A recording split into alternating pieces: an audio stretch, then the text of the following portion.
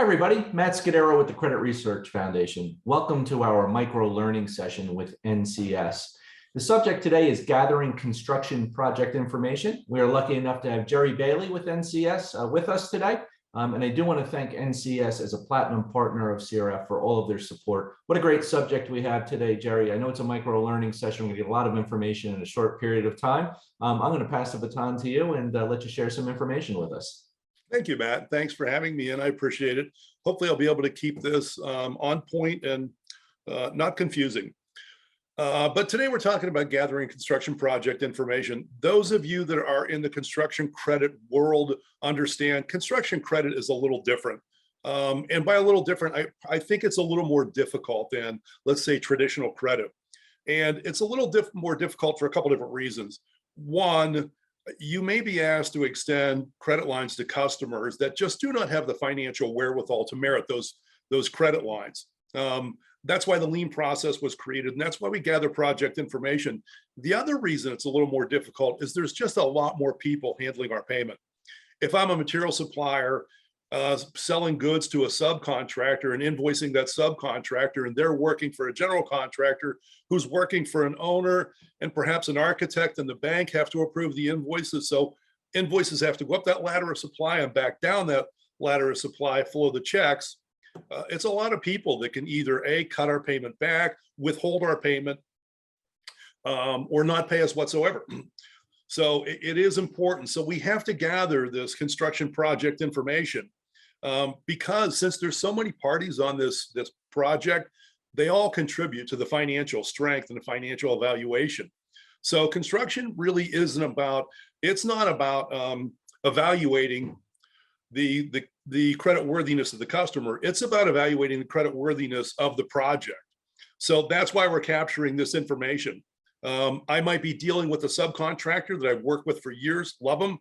They're working for a general contractor. And if something goes wrong for that general contractor, that's going to be a problem for my customer, and it's going to be a problem for me. So what all do we need to know?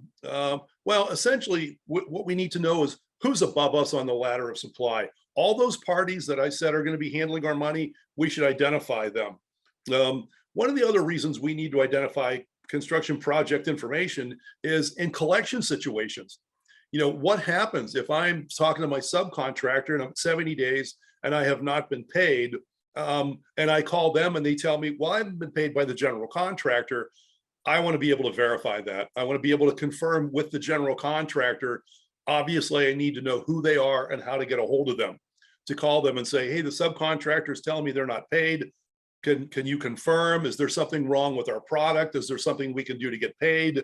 But at least I find out what the real story is. And again, I have to know who those parties are to contact them. So one, who owns the property that we're building or improving? Where is it? What's the address of the property? And who's the exact legal owner too? We need to make sure we have that correct owner. Who's the general contractor on the project? And again, legal entity, not a DBA or a trade name.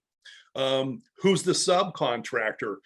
I should know them because they're my customer, so it should be good there. Can I get a copy of a bond? Is there a bonding company providing protection on this project, and who are they? Also, architects. I think architects are really good resources in gathering project information. They're approving payments. They usually have copies of the bonds. They're usually very willing to provide information to us. So the other question is, okay, where do we gather this information? There's a time requirement by our people. So where do we look to gather this project information? Somewhere you have to make sense out of it financially. And to me, somewhere you have to take a look at a cross section of your jobs. Take a look at 50 or 100 projects. What do they tell you? Is it 20-80? 20% of the projects is 80% of the receivable dollars. That tells me pretty easily I'm going to capture project information on the top 20%. And that's where I have to draw my line in the sand too. From the credit side, we have to maintain, if we don't have this proper project information, the orders are not getting released. And we have to make sure that we are getting that information because, again, it's critical. Another reason we may need this information is to protect our lien rights. We may need to serve notices on those parties. So again, we have to know who those parties are lien rights are critical to our good fortunes in construction and our ability to get paid on the construction projects. So this information is extremely important. If you need additional help gathering project information or a job information sheet, please don't be shy and contact me or contact Matt, and he will put you in touch with me. But thank you. Jerry, thank you very much for that. Great information on gathering construction project information. I'm going to ask you just to turn the slide real quick so that if there are questions from individuals that they know who to reach out to and where to reach out. I want to thank our audience for participating in this, listening in and watching today's session. Again, if you have any questions, please do not hesitate to reach out to Jerry at the contact information in front of you or out to CRF. We're always more than happy to help. And again, I want to thank Jerry. I want to thank NCS for their continued platinum partnership with the foundation. And thank you for watching. Have a great day, everybody.